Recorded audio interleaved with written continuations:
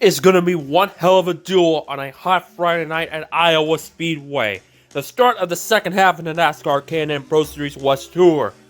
But this ain't no easy stroll down the Hawkeye State, because there's an invasion that'll turn not one, but two championship trails upside down, as the boys from the East are also duking it out in the first of two combo races this season.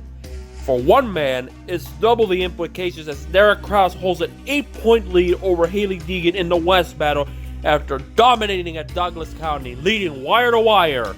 This past Saturday at Loudon, however, Kraus really had to use his Napa machine as a battering ram to take second from the true to the blue top prospect Sam Mayer, but came up short.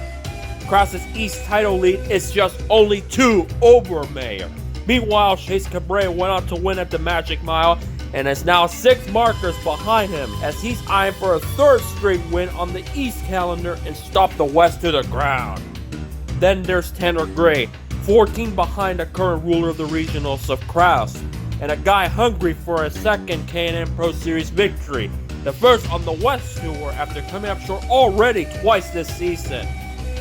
On the west side, Sunrise Ford showed strong pace with top 3 runs last year in Iowa. This could mean good optimism for rookie points leader Jagger Jones and Irwindale winner Trevor Huddleston, who need better results to put themselves into the West title hunt once again.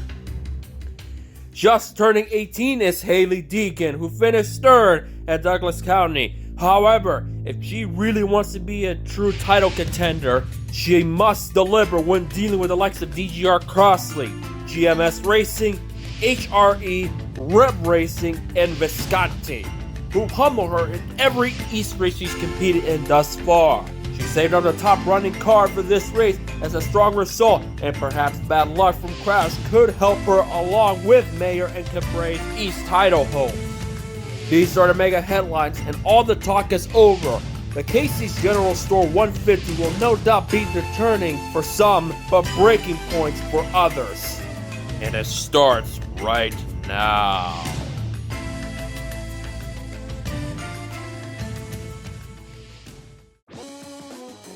Alrighty, episode number 16 of West Coast Wednesday. It's been a flying minute, but guess what? We got a combo race in our hands this Friday. The Casey's General Store 150 at Iowa Speedway.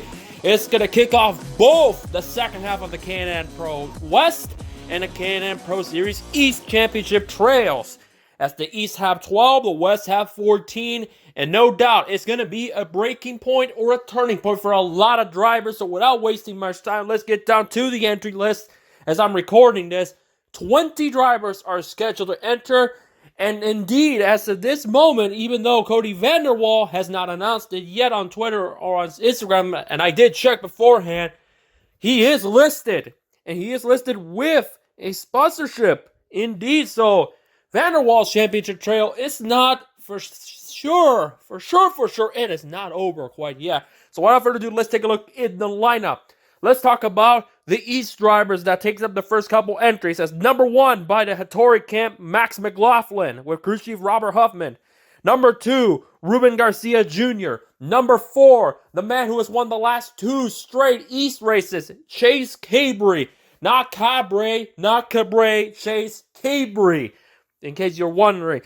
Garcia and Cabre are part of Rev Racing, the ride that Ryan Vargas had a year ago before being let go. Vargas will make his Xfinity Series debut for JD Motorsports with Gary Keller at Iowa in the number 15 Chevrolet.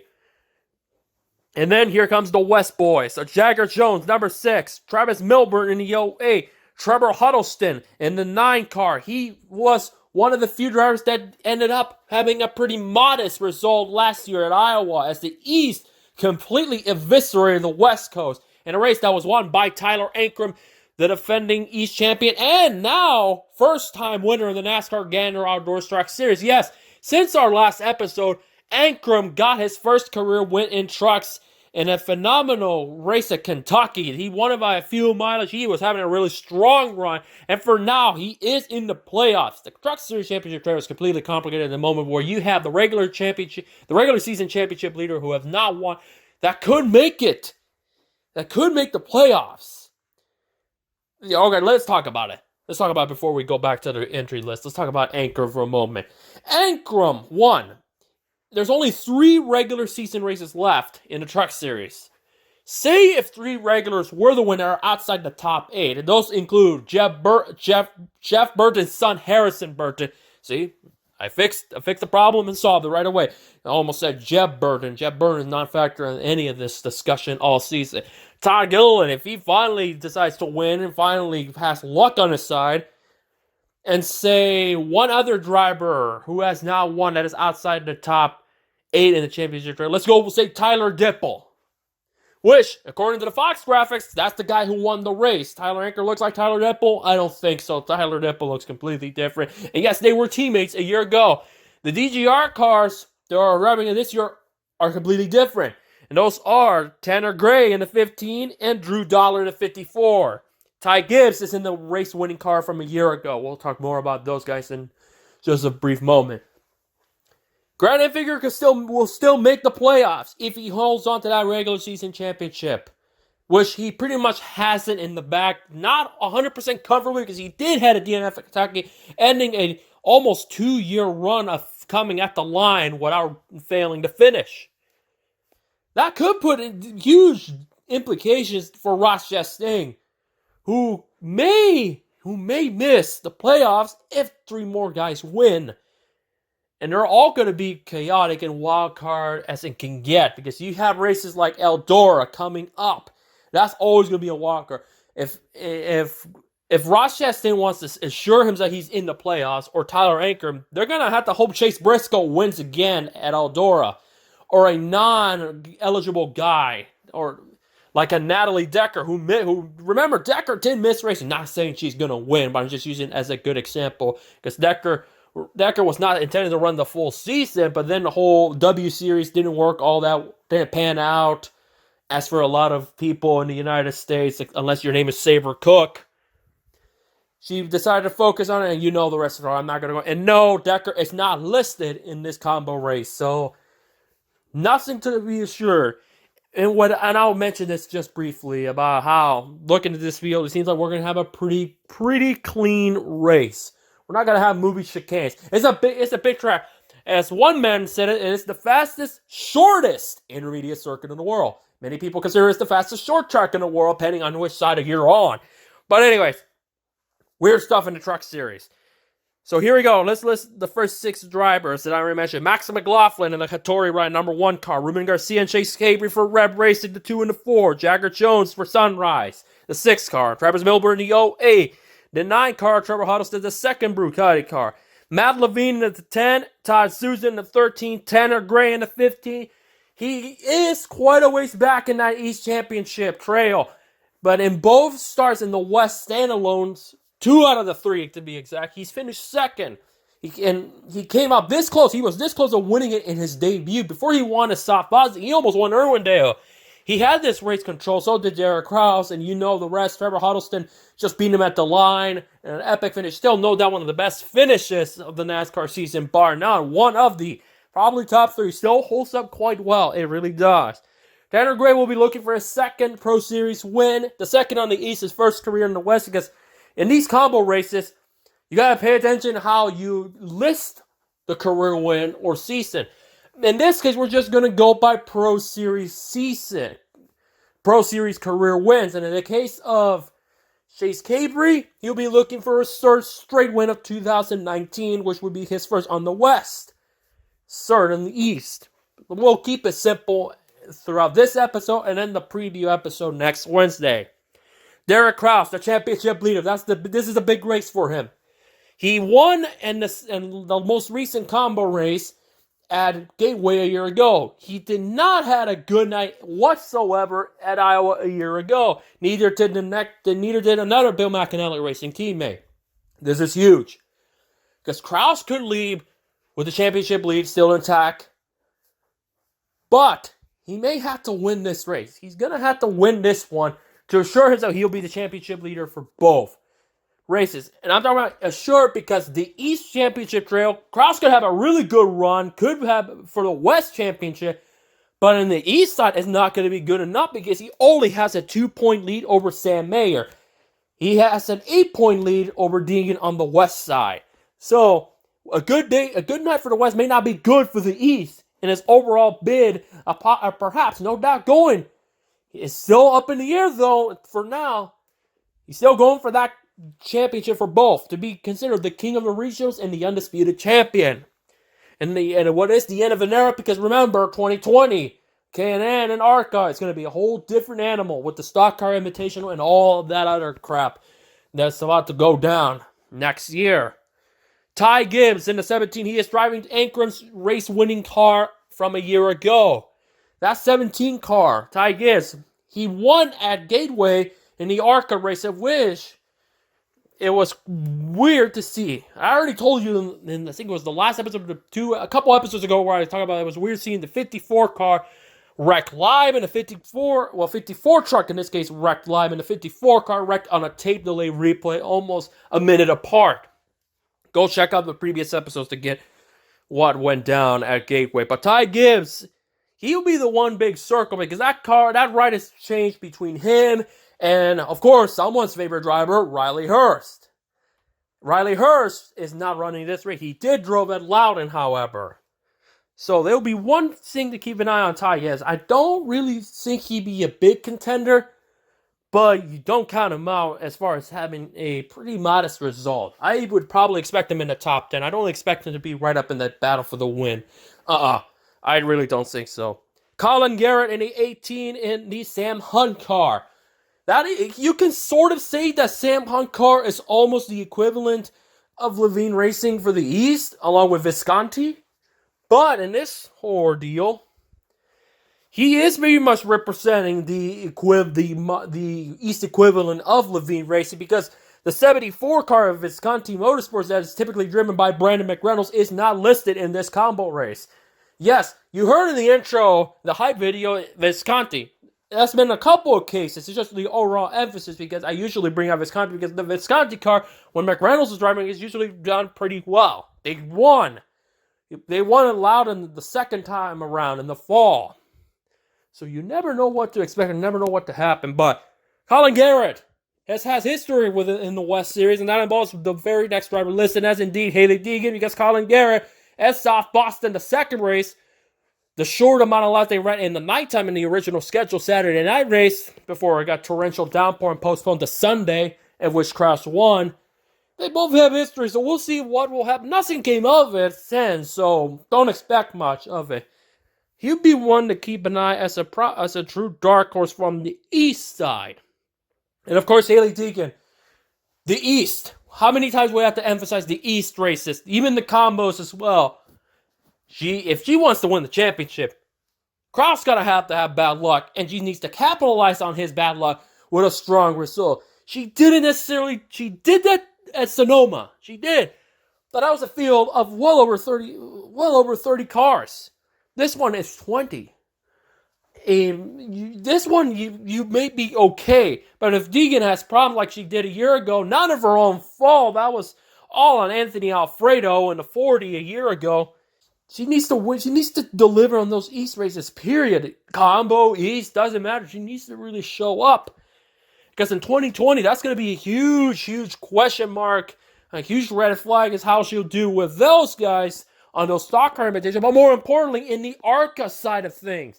ARCA has not really shown her a whole lot of what she can do, because it is more competitive, more tougher, and a lot to learn. And those super speedway races coming up that she'll be running now that she's 18, it's going to be interesting. And no, I will not discuss this certain topic at all, because when it comes to certain topics like that, personal and all that, it does not warrant a discussion. So no, to one certain channel that decided to discuss about this whole incident and whole confusion and all that, rules violations and all that, terms of agreement and all that bull, for the views, come on, man, no, that's not what I am. I will never talk about that kind of gossip. To me, that's gossip talk.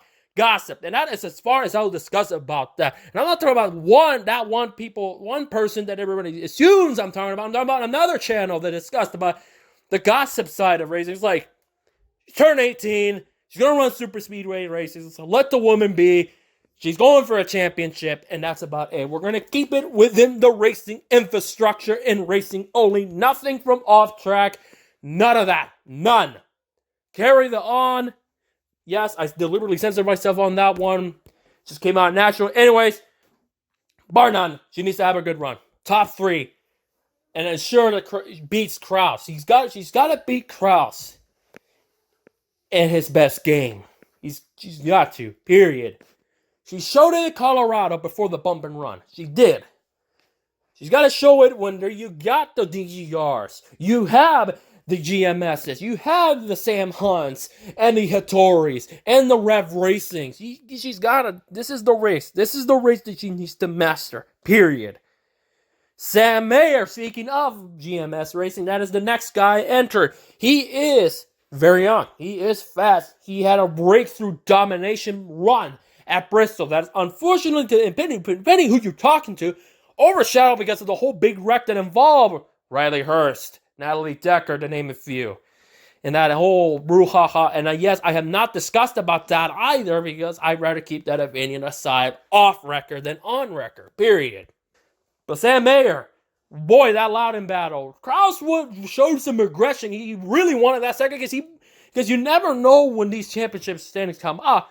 One position could make a whole darn difference. While Kraus came up short of taking second from Mayer, it showed that he wants that title. That tells me he wants to be the undisputed championship leader. That's what I assume. He wants to be the master. He wants to be the man going into 2020. More than likely going for a Truck Series Rookie of the Year honors next year. More than likely. That's not guaranteed, but I can see that road as well. It will be a couple more years before we talk about Mayer in the Truck Series for Rookie of the Year. Maybe a championship. Sam Mayer turned a lot of heads in a good way at Bristol, dominating. A good run. This will be big for him. If he can have a really good run, beats Kraus, that may be huge for that East Championship. That could be huge for that East Championship without a doubt. So keep an eye on Sam Mayer, and no doubt, Mayer is a favorite to win. I see that. But Chase Cabre is not that far behind. He could take advantage of both Mayer and Kraus, and he could come out with the championship lead. You never know when it comes to the Pro Series. Spencer Davis in the number 30 is the next guy. John Wood in the 38. He's the only one out of the West guys, and pretty much when you look at the whole field, he's the big circle along with Takuma Koga, but mostly John Wood. I don't think it'll be much of a problem because it is more of a bigger track. It's not a short track, like very, very short. So I doubt lap traffic will be a problem in Iowa. And I do expect the same thing going to the Gateway next month, which more than likely I will be there to cover that whole ordeal for IndyCar and also on the photo side for the K&N Pro Series. So, stay tuned for that. And I did mention, if I remember, I did mention that this would be impacted for Mid-Ohio. That is definitely not the case anymore. I decided to switch the Mid-Ohio opportunity to focus on Gateway, mostly for the fact that there's also a K&N West and East combo race with it. So there you go. So he's the big circle. Another big circle, but it's more or less just for the line of fact of confirmation. Maybe by the time you're hearing this on Wednesday, as I'm recording this on a Monday, when I typically record the previews, because that's when the entry lists have typically come out for the K&N Pro Series. There was big questions for a while. Is Vanderwall going to run Iowa? There were no sponsorships. Based on this entry list, he does have the top dollar. He has the sponsor to go run and keep his top 10 bid alive. And without Ron J. On this entry list, and with Vanderwall in it, he's pretty much assured a top 10 championship season regardless. Even if as disappointing as this campaign has been for him thus far. Speaking of dollar, Drew Dollar, number 54. In the third DGR car. I don't know what to think of Drew Dollar at this moment. Maybe by Iowa, I'll get a good idea how he really is. That'd be one I'm curious about. And then the final two, Takuma Koga in the 77 and Brittany Zamora in the 99. And yeah, outside of Kraus doing really well, Loudon, it was another struggle for the McAnally girls. And there was another McAnally entry of Lawless Allen, who made his first K&N Pro Series Oval start. Lawless, who had a horrific wreck, not horrific, a big shunt at Sonoma, scored a top 10. And I discussed about it last time that when it comes to K&N, you got to judge it by top 3s, at most top 5. But more than likely top 3. That is definitely the case for ARCA. Top 3. At this moment, if you don't finish in the top 3, you're more than likely not going to make it too far, to be brutally honest. And that whole ARCA championship is a complete fluster of a big mess that I don't even think it will matter if Michael Self or who else is in the championship title, Travis Braden and Christian Eckes does. I don't know how they'll do, especially with the possibility of I don't see Eckes as a Todd Gilliland, Harrison Burton type of talent. I don't. But you never know. Could he deliver the success like Eric Jones, William Byron, and Christopher Bell? I mean, even Bubba Wallace did. What Todd and Harrison have yet to do? Well, who knows? But I don't see it. I honestly don't. And that's the case for the ARCA series. And this is Michael Self we're talking about. He drove in the West. He scored a couple wins in the West a couple years ago. So I hope for the best for him, and I hope to see what will go down going forward for those guys' careers. But yeah, that is the 20 drivers that will be eyeing redemption, bragging rights, and supremacy at Iowa in the Casey's General Store 150. So without further ado, let's take a look at the K&N East standings first. Why we're looking at the East, just to explain how that title battle is gone is concerned. So here we go. Derek Cross has a 2-point championship lead over Sam Mayer. 6 points behind him is Chase Cabery, who is looking for 3 in a row. Tanner Gray, 14 behind. He sits in 4th in the championship trail. Max McLaughlin rounds out the top 5. He's 22 behind. And at this point, he and Spencer Davis in 6th place are the true dark horse contenders that could sneak up. But with fewer races, you never know. And they're pretty much at this moment long shots. And then 7th through 10th, it's Drew Dollar, 29 behind Cross, Colin Garrett, 36, Ruben Garcia Jr., 48, and 93 points behind is Haley Deegan to round out the top 10. Now, as far as the West side, you know what it is. Cross has an 8-point lead over Haley Deegan. Jagger Jones in 3rd, Trevor Huddleston in 4th. They're 17 and 19 behind, respectively. This is now for sure a 4-person battle, maybe going down to 2, depending on how Sunrise Sport does. Matt Levine in 5th, Brittany Sabora 6th, Cody Vanderwall 7th, Todd Souza 8th, Travis Melbourne in 9th, and rounding out the top 10 is Takuma Koga, and very likely that will be your top 10 for the duration of the season unless something chaotic happens going forward. So Iowa Speedway, let's take a look at the history of winners from the West side. 2007, it was won by Joey Logano. Remember, that feels like yesterday when you think about Joey Logano winning in a K&N race. 2008 was Brian Eichler, and then 2009 it was 2 races. Kyle Busch won on May 17, 2009 to get a K&N West win in a 37-car field. The previous 2 races, 07 there were 42, 08 there were 44 cars. What a difference this decade has become, where you had about 40 cars down to sliced in half now, which is a very bummer. And yes, it is the fewest amount of cars entered of all time. 25 last year was the fewest, but all of the other ones was well over 30 cars. It was basically your Sonoma for the K&N West. Now it's pretty much just Sonoma. It is based on that side. Gateway may see the same numbers, which is kind of an absolute bummer.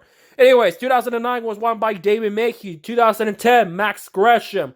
His Twitter is a big fucking mess, period. And I apologize, but his Twitter is pretty much dead in the absolute water.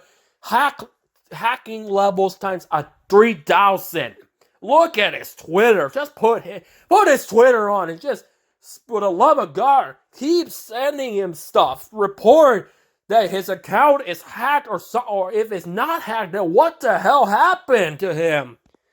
I apologize for that. Let me go back on track. 2011, Brett, remember the name Moffitt? Yes.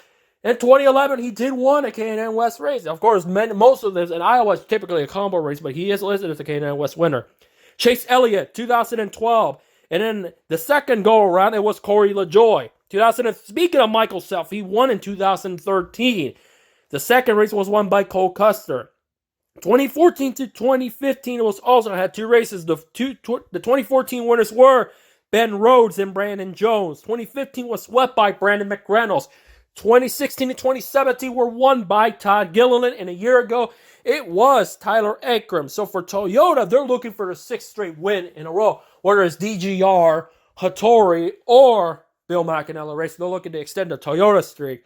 The 16 car has won 4 out of the last 5 races. So Kraus had some big pressure for sure. It's kind of like with Irwindale when McAnally won all these consecutive races. And then at the end, it was a Sunrise 4. Because Corey LaJoie is the only Ford winner at Iowa from the West category. Which it should all be the same going forward because it's always typically been a combo race. So, with that being said, Chevrolet, the last time they won was with Brandon Jones in 2014. That's something that Sam Mayer will be looking to break. But for sure, it's been Toyota domination the last couple of races and years. So yeah, Iowa, if you win Iowa, you more than likely are expected to be pretty good on the national tour. This has created buzz. Look at the winners I mentioned. You got Cup champions, Kyle Busch and Joey Logano. You have Truck Series champions, Brett Moffitt. And you also have an Xfinity Series champion, Chase Elliott, and possibly maybe add one more at the end of the season if Custer beats the other 2 guys from the Big 3. He has 5 wins. Christopher Bell has 5 wins. The other one of the Big 3 is the championship leader right now in the regular season title is concerned, Tyler Reddick, who drove the Megadeth car, by the way, at Loudon. And because of Justin Allgaier, he getting by Reddick for 3rd, it ended a possible Big 3 sweep. So, and the Xfinity Series will be running on Saturday. And for the Cup Series, it is Pocono, just in case you're wondering. So Friday really kicks off the NASCAR weekend for sure at Iowa Speedway. So yeah, that's pretty much. All right, here we go. Before we wrap it up, I was about to wrap it up. Remember, picks. My pick to win at Iowa Speedway from the West Coast is no doubt Derek Kraus. I still see Kraus being he'll deliver, but he's not my main pick to win. He's not going to be my main pick to win. He just won't. I firmly see Sam Mayer or Chase Cabry winning this. And I do believe Cabry could go 3 in a row. I think that is doable. And yes, if he wins 3 in a row, that means Kraus loses the East Championship lead because he only has a 2-point advantage. Well, that is if, of course, Sam Mayer finished 2nd or whatever, but you never know how the system works. Kraus could finish 3rd or 4th, and then Cabry could be the championship leader depending on how Mayer does. So my overall pick to win, I'm going to go with Chase Cabry. For the West side, it's definitely Derek Kraus. The dark horses, for sure, it is Tanner Gray and Trevor Huddleston. Yes, I do see, I don't know why. Trevor Huddleston is a dark horse. And yes, I did not win with Jagger Jones this time. I usually go with Jagger Jones as my guy to watch and all that. No, not this week. Not this race this time. It's Trevor Huddleston. No doubt. Because Huddleston could be a championship contender. And after how Derek Thorne and Ryan Partridge finished 2nd and 3rd, I expect Sunrise to step up their game big time and go for the win. But I do see Huddleston having a nice run. I keep an eye on him on the West. The East side is Ty Gibbs. I don't know what to expect from him, but I say he's a dark horse for the East. And then the ones to keep an eye on, Drew Dollar for the East, and on the West side, it's definitely, without a shadow of a doubt, Cody Vanderwall. Just for the matter of how his car will look like, and he'll indeed show up. But by the entry list, I expect Vanderwall to show up. We'll see. He is listed as having a sponsor. That's encouraging, for sure. And of course, the big championship implication pick. The big championship implication drivers to keep an eye on are on the West, Haley Deegan, period. On the East side, it is Chase Cabry. I see Cabry be your championship implication guy to watch. Maybe Max McLaughlin, but I don't really see McLaughlin being in that title mix. For the West, it could be down to 2, maybe no more than 4. On the east side, it's probably going to be 3. But you can always see Tanner Gray doing something. And when those West guys show up, he steps it up. We've seen him how he done at Tucson and Irwindale. This is a big one for him, for Tanner Gray, if he wants to be in that title mix. Because remember, this is the 7th round. For the West, it's the 8th. And with that being said, let's take a look at there are the remaining races for the West. You have, after Iowa, you have my home race, Evergreen Speedway, then Gateway. Then you have Meridian, All-America, Kern County, Bakersfield, and then the finale in Phoenix. There's not a lot of time left for this championship, especially in the East. They lost a race, remember. It was a 13-race schedule, to my knowledge. It's down to 12. So for those guys behind Kraus, Mayer, and Cavery, looking at Tanner Gray and Max McLaughlin of note, even Spencer Davis, this is big for them. They cannot have a rough weekend. They can't be mediocre. They cannot, period. Cannot be mediocre this time around, for sure. So yeah, and hopefully Mother Nature in Iowa, I don't typically check the weather. Hopefully Mother Nature this time favors the racetrack. Because, oh boy, that IndyCar race at Iowa, as good as it was, it pushed past 1 a.m. local time.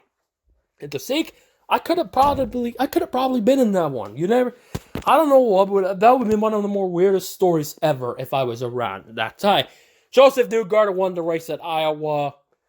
The numbers are in, and of course, it's egregious. 0.012 overnight. It's just the weather. At least we got a good race out of it for those who watch. They got a good treat out of it, for sure.